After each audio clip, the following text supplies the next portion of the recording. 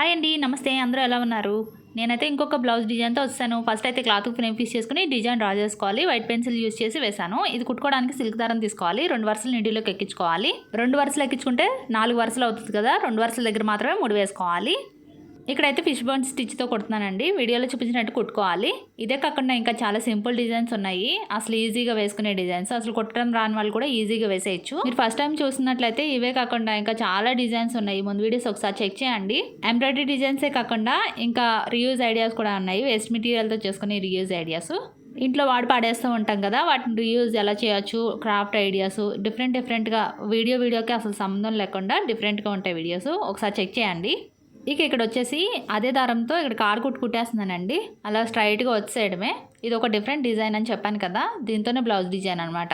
దారాలు బ్లౌజు శారీ మ్యాచింగ్ని బట్టి తీసుకోవాలి. చాలామంది డ్రెస్సెస్ మీద కూడా వేసుకునే డిజైన్స్ చూపించమని అడుగుతున్నారు. డ్రెస్సెస్ మీద అంటే మనం థ్రెడ్ వర్క్ చేస్తున్నాం కదండి, అవి డ్రెస్సెస్ మీద కూడా వేసుకోవచ్చు. అంటే బ్లౌజ్ మీద అనే కాదు. కుందన్స్, స్టోన్లెస్ వాటితో చేసేవి మాత్రం డ్రెస్ మీద అంత బాగోవు.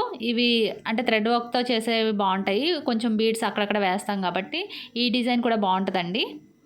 ఇంకా చాలా సింపుల్ డిజైన్స్ ఉన్నాయి. అంటే అవి డ్రెస్ మీద కూడా ట్రై చేయొచ్చండి. డిఫరెంట్గా అంటే బ్లౌజ్ కోసమని కాకుండా డ్రెస్ మీద కూడా వేసుకోవచ్చు ఆ డిజైన్స్.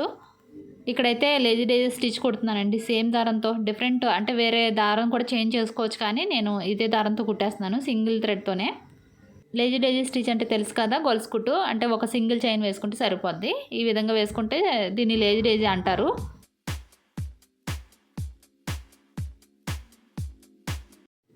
ఇదిగోండి కొట్టడం అయితే అయిపోయింది కదా. నీడిల్ కిందకి దింపేసుకుని వెనక వైపు ముడి వేసుకోవాలి. ఇంకా థ్రెడ్తో పని లేదు.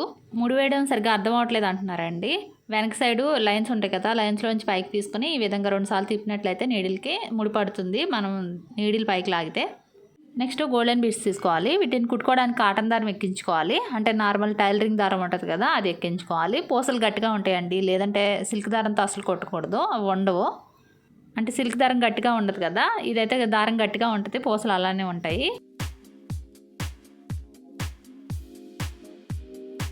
ఇటువైపు షేప్ వచ్చిన దగ్గర కూడా పూసలు వేసుకోవాలి.